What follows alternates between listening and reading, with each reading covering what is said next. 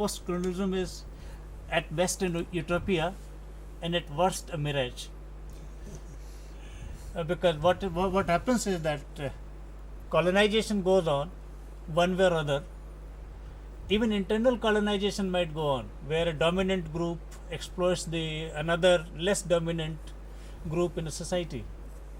So maybe we have to come out of either we come out of these definitions, or we look at what really are we trying to camouflage by using post-colonialism. So when I say post-colonialism and after, I am not concerned with the book that came out in 2000 by Joan Jr. No. I'm concerned about the fact that are we using post-colonialism as a category to camouflage quite a few things that we want to push under the carpet and discuss whatever is suitable, maybe suitable in the West or suitable here, or the people who are in a way mediating, who are acting as a mediator in India and abroad also. So this is the major issue, I think, before Indian creative writers, Indian critics, that they should equip themselves with a critical sense, so that the false categories, or I should say camouflaging categories, they do not get established as truths in the society. If that doesn't happen, then there will be some problem. Now, second thing, I'm sorry, I'm taking a little more time. Second thing is that as far as this question of multilingualism and interdisciplinarity is concerned, if we go by the literary, linguistic and cultural realities of India, monolingualism is an impossibility in India. One can live in one language and die maybe in Europe, but India it's impossible. One operates in 3 to 4 languages. Like in Gujarat, Gujarati is the language in which I am most comfortable, I am rooted, but I am operating in 3-4 languages. One thing. Unfortunately, the effect of colonization was that against this multilingual realities, single language departments were imposed. And we continued to live with those single language departments even after 60 years. So I often say that English department in England is fine, German department in Germany is fine, but Department of English, just English, will not do justice in India. Or Department of Hindi in northern India, that will do a whole lot of injustice to the linguistic realities. Second thing is that if we look at what we can call, if you allow me to call it, typical Indian mind. Typical Indian mind never operated or can never operate in one discipline because of multiplicity of concept of time and because of his operation in more than 2-3 languages. That's why all major Indian texts, it is very difficult to put them in the category of our contemporary disciplines or contemporary subjects. Whether you take sociological discourse, Smriti literature, or Dharma Shastras, or you take Ramayana or Mahabharata, all these texts, they operate at multiple levels. So interdisciplinarity comes a bit naturally, more naturally perhaps to us than to some other cultures. And as a result, what happens is, that's why we find it more easier to live with multi-layered realities than others do. What might put others in a state of jittery, we become quite comfortable. Of course, because of this, against the social reality, what was practiced, that has led to some kind of contradictions. Contradiction maybe in our operations. That's why what we are doing is, at the moment, when we did comparative literature, which was needed, but it was needed more in Europe and less in India perhaps. But ultimately we had to move towards it. But what we ended up doing, some of us did lot of vulgar comparative literature. In Hindi, I remember that one person studied Hindi devotional poet Surdas with Milton because both of them were blind.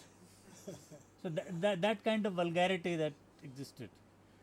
So in interdisciplinary studies also, at times there is danger of vulgar interdisciplinary studies. Vulgarity is a possibility there. So we have to guard against that particular thing.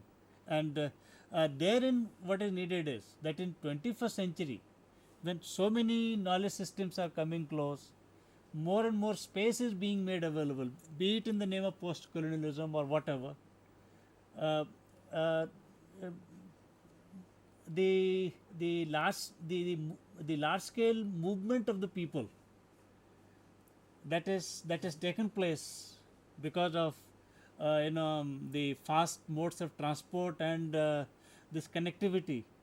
Therefore, it's the necessity on the part of all disciplines, on the part of scholars, particularly in academics, that we must take note of the space available and allow more space. Or if space is not there, we should bring the literatures in Indian languages, or not Indian languages, but non-English literatures into the space and discuss them the way they are. Listen to what the critics with critical bent of mind are saying in those languages. Otherwise, our discourse of post-colonialism would remain an inadequate one. Same is the case with interdisciplinarity. We must learn from the kind of models that were there. Like as I was referring to you in the morning, that Sushrut says in Sushrut Samhita, a text of medicine, in fact, its a correct translation should be its text of science of life, Ayurveda. It is that do not come to a conclusion by studying just one discipline of knowledge. Ek shastra adiye na gachet nirdayam. Now, if that is it, same that's what Varturi says in a different way in Vakyapadiyam. So the thing is that the space that is available, made available to us by post-colonial discourse, then we must do justice to it, or we must try to find out that maybe either we redefine it, or if we are not happy with it, we should have some other category for it, or maybe in existing fold we have to include all these. Otherwise, post-colonialism would be only for the people who were the instruments of internal or external colonization. That's one thing. Another thing is that we have to go to literatures in Indian languages. Indian languages, maybe not even that. Say Urdu literature is there, or Pashto literature is there. Therein the kind of knowledge that is there, and therein we ask a question: is this literature knowledge? Is literature knowledge? Then when we will ask this question, is literature knowledge, then we go to social sciences. Then interdisciplinarity will come to us from a different way. I think I would like to learn from all three of the distinguished scholars here how to cope up or respond to some of the crucial questions that I have. Because if we do not respond to them, or if we do not expand the definitions or rethink about the existing positions, then perhaps what we said in 21st century, we have just seen one decade of it. 90 years are yet to come. So in first decade we are not able to cope up with these questions, then the questions in the coming decades would be even more serious ones. How should I understand these phenomenon through these questions? Dr. Avdeshji has brought one question which would be of particular interest to Dr. Lisa Smith. multidisciplinary understanding. As he pointed out, there is a kind of contradiction. Discipline is in fact ordering in a rather final way. Otherwise, a discipline couldn't be created. On the other hand, we want to make it interdisciplinary, not only within one culture, but with many cultures in view. So, Professor Avdesh Bhai brings us face to face with a very difficult situation, whether we have to do away with the whole notion of discipline in multicultural, multidisciplinary effort to understand, or is there some way we could still keep some order, some production of reliable knowledge in a multicultural situation where multiple systems of knowledge are also. I think this is very much your question, Lisa. So I do think that multiple levels of disciplinarity and interdisciplinarity is where we need to look at in particular. I'm very concerned about interdisciplinarity as a specialism. And as I said before, having strong disciplinary roots and a foundation has to be maintained and has to be what scholarly pursuit and inquiry is all about. I think there are gradations of interdisciplinarity, so between disciplinary specificity and the breadth, maybe not the depth, but the breadth of interdisciplinarity, has a range of points in it that we need to be able to sort of I suppose take our disciplines into new environments, and I think we do it anyway by nature of being scholars, that we want to be challenged and to have a level of critique and criticism that tests our assumptions and our knowledge. I think coming back to that notion of vulgarity is quite interesting. The notion of guarding against this notion of vulgarity, I'm very, very interested in that. And I think when you come back to epistemological roots of any scholarly pursuit, it either overrides vulgarity or proliferates it. And I think scholars who have a strong disciplinary environment will either overcome it or embrace it, and I think there's room for both. And I would certainly, in my years of networking and joining academics together, the gradations of interdisciplinarity have been quite starkly different. And the way I find out if it's plausible and possible to go down the interdisciplinary route is to put them in an epistemologically challenging environment and bring the two together to do what they do best and challenge the parameters. And I think when we talk about language, I'd probably talk about it in a different way. I'm not talking about the area language, but about the disciplinary language, as we mentioned before. And I think within post-colonial literature, it's very interesting in how it by nature changes with the times and therefore adopts and drops baggage as it moves through history.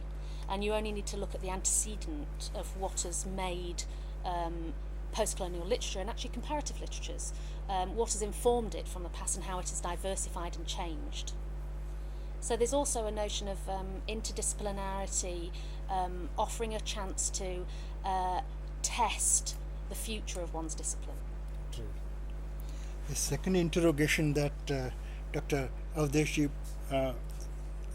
presented to us, I think that is mainly an interrogation which could be best faced by Dr. Janet Wilson, namely the trope and reality issue. Yes, well, I feel I have to defend my subject in some ways, and I want to point out an irony to you, which is that two of the most prominent post-colonial theorists Homi Bhabha and Gayatri Spivak are both Indian, and both have drawn on that multi-layered reality that Indian scholars are so familiar with through their knowledge of different languages and cultural realities, in order to present responses of a probably provisional nature to some of the issues that you raise. And Homi Bhabha, I think, is famous for the trope of the third space, which you no doubt are familiar with, which is a space between cultures where difference can be reassembled and perhaps newness can arise. And of course Gayatri Spivak is most famous for her article on Can the Subaltern Speak, and the whole issue of can one speak for the other.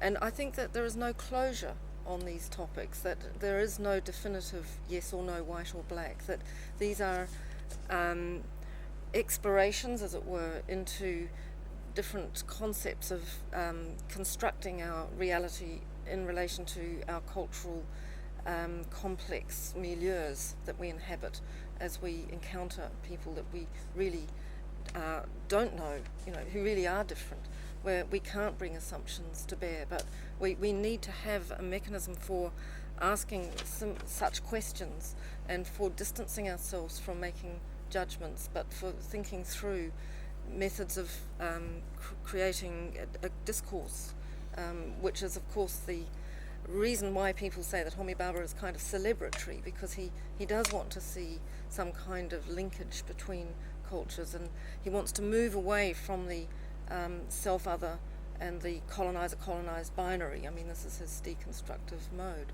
So that's my first point.